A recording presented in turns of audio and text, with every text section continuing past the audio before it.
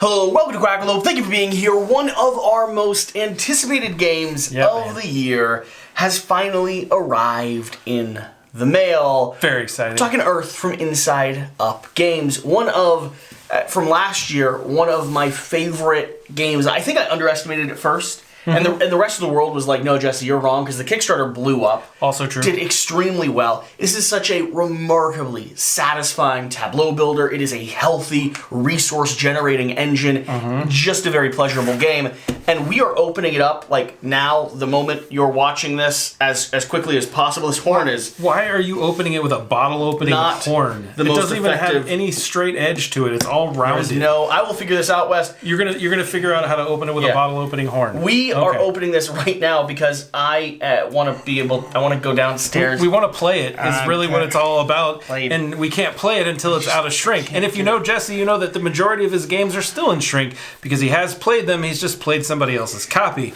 And if he knows that it's in shrink, at least everything is still here. Yeah. The only difference is I'm just going to get a second copy of this, so I can have one copy that's playable and one copy that's perfectly preserved. Got it. What do you think about this game? Because I was excited to show you this game. Yeah, you really were, and I was like, oh, okay, you know. Horn, not the most effective tool. No.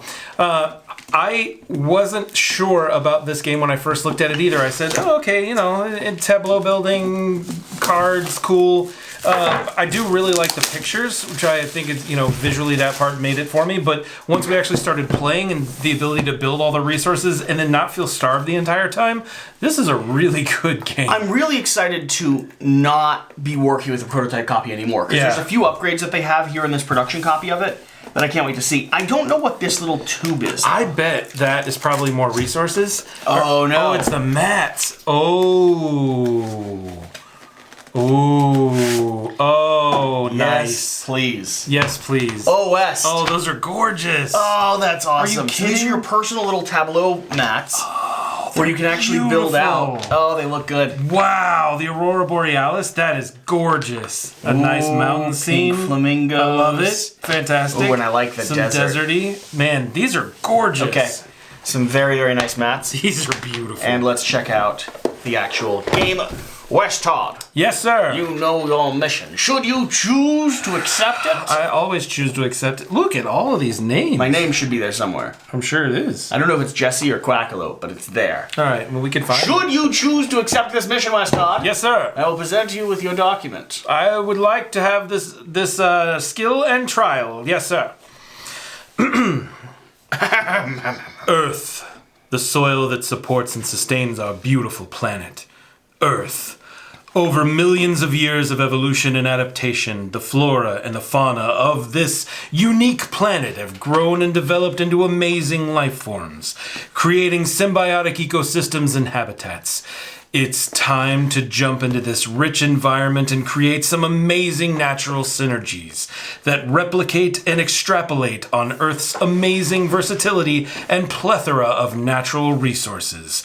Create a self-supporting engine of growth, expansion, and supply, where even your unused flora become compost for future growth.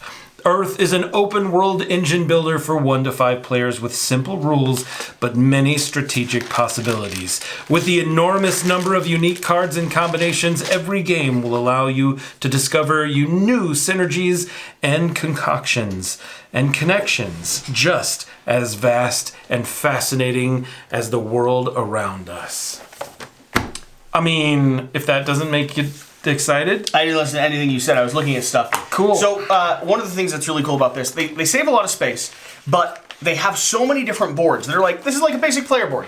Great, basic player board. And then you flip it over, and suddenly you have your team mode. Nice. Team 1, Team 2. You have a solo mode here, playing against an AI. Right. You have, I think, high player count team modes. You have cooperative modes. You have, like, there's a lot of different variations on how to actually play this. Yep. 1 to 5 players with basically every iteration you come up with. Love it. They have a stack and a pile of cards upon cards. Pile of cards, yes. They do make them easy to open, however. I am not sure if this is the most deluxified version or if this is like... I'm not sure what version we have here. Okay. The reason being is I don't know if they ended up doing a deluxified version of Soil or if Soil is punchboard in the production copy of this.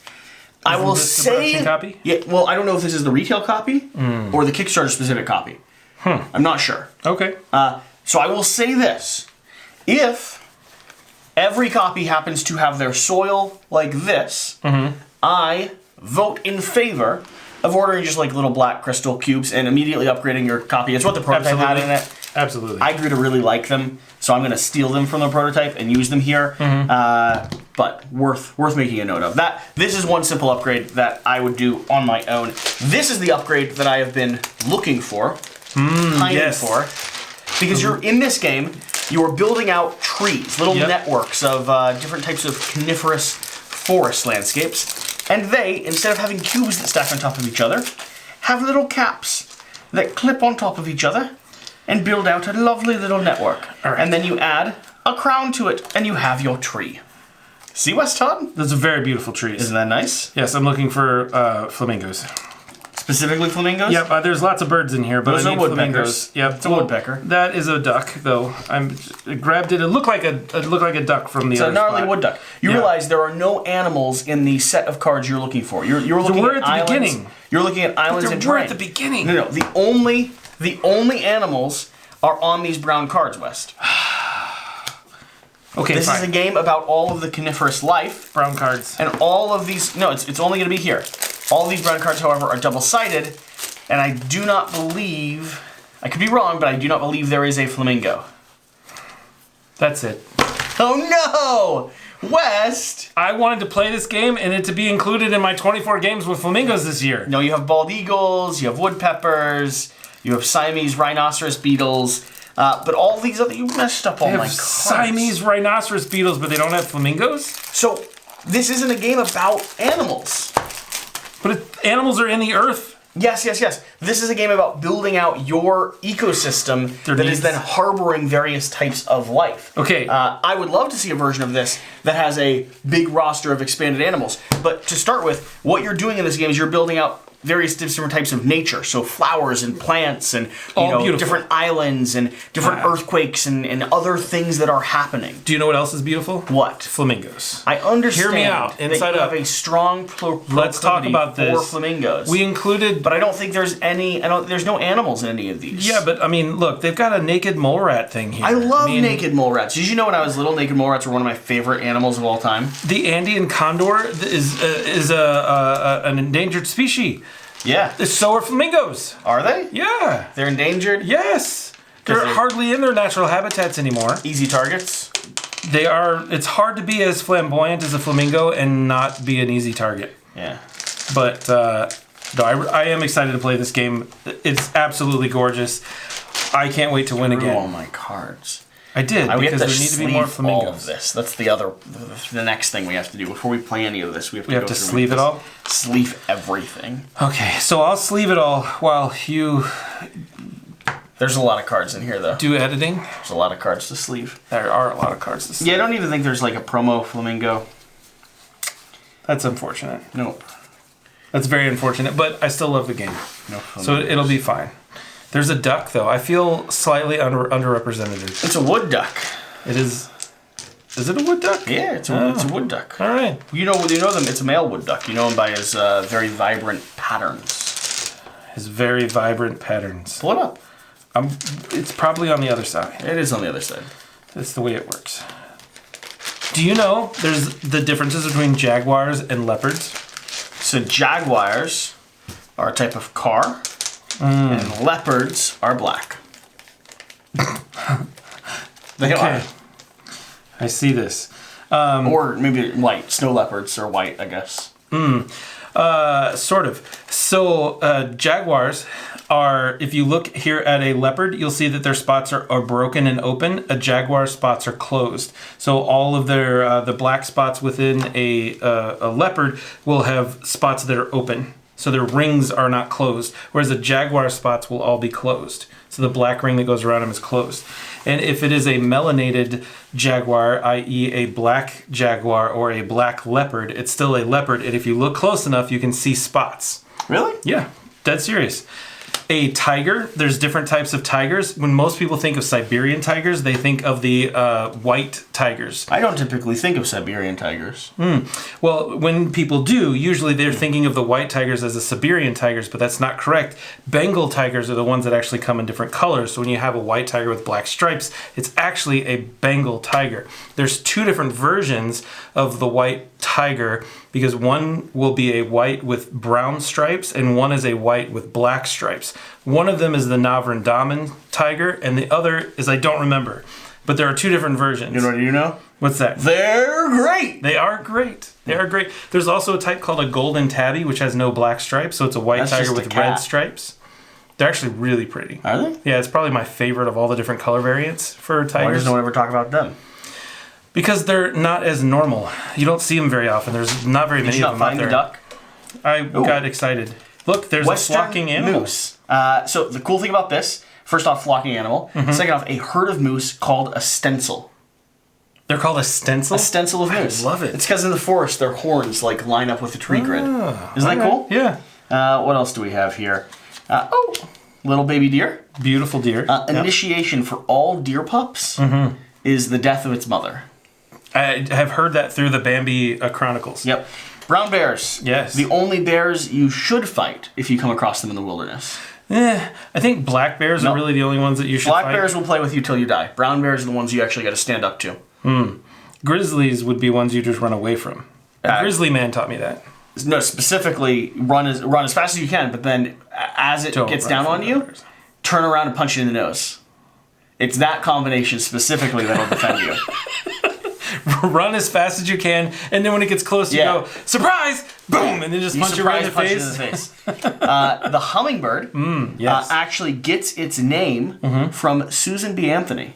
Yeah. Really? She first discovered them. Discovered all of the hummingbirds. No, discovered the species hummingbird. Hummingbird, okay. When she attracted them to her windowsill by humming on a Sunday morning. And so she was going, little bird. Yeah. And then, showed up. All right. They've never actually left our planet since.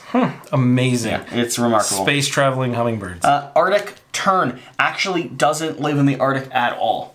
Yeah. First bird to visit the Arctic, though, which is very impressive. Yeah. Froze, died, didn't like the Arctic very much, but did earn itself a reputation. My wife's favorite bird is a black tern.